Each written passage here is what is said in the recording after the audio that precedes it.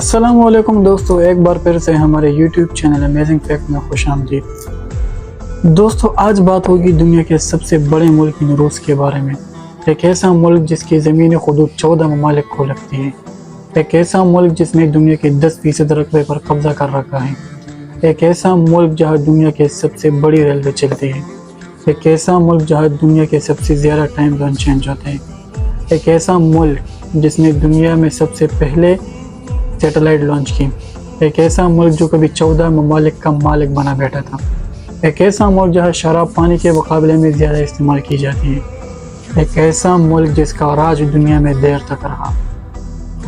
دوستو یہ ملک روس، جس پر انسانی آبادکاری 500 قبل مسیح میں شروع ہوئی تھی، آنے والے صدیوں میں ترک اور یوکرینی قبائل روس میں جوک در جوک آنے لگے، آبادی بڑھنے لگی تو نئی ریاستیں وجود میں آنے لگی۔ بازنطینی اور منگولوں کے روس کے کافی علاقوں پر قبضے بھی رہے۔ 1547 میں روس بادشاہت کی زیر نگین ہو گیا۔ روس میں حکومت کرنے والے بادشاہ کو زار کہا جاتا تھا اور روس کا یہ دور زار شاہی دور کہلایا جاتا تھا۔ 1721 میں زار شاہی دور کا خاتمہ ہوا اور روسی سلطنت قائم ہوئی۔ روس نے کئی یورپی ممالک سے اپنے تعلقات مضبوط کی اور ترکوں سے اوزوف کا علاقہ بھی واپس چھین لیا۔ 1917 میں روسی انقلاب کے بعد سلطنت روس کا خاتمہ ہوا اور روس ایک جمہوری ملک بنا۔ اسی دوران فن لینڈ کو روس سے آزادی ملی۔ جمہوری ملک بننے کے چند سالوں بعد سوویت اتحاد نے زور پکڑا تو کئی ممالک اس روسی اتحاد کا حصہ بنے۔ روس دنیا کا سپر پاور بنا اور پھر اس سپر پاور کو خاک ہوتے سبھی نے دیکھا۔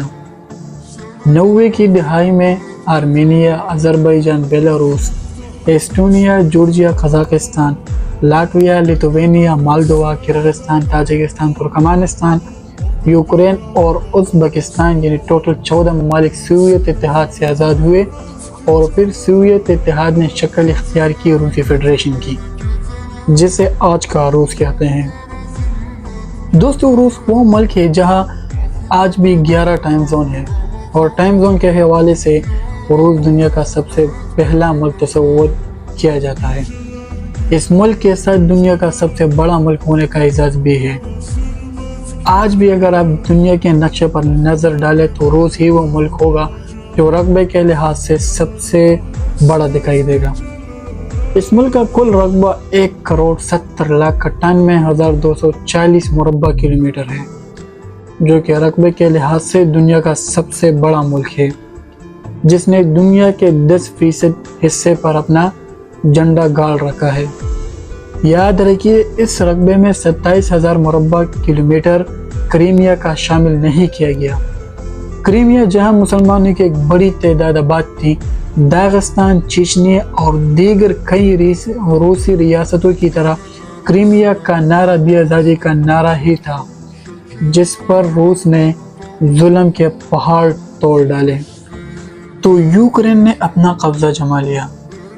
2014 میں اس علاقے کو روس میں واپس شامل کرنے کے لیے معاہدے بھی کیے گئے، لیکن اس معاہدے میں روس ابھی تک ناکام رہا اور اس علاقے میں مسلمانوں کی آبادی صرف 15% رہ گئی ہے، جبکہ روس کی آبادی 14,45,00,000 سے بھی زیادہ ہے۔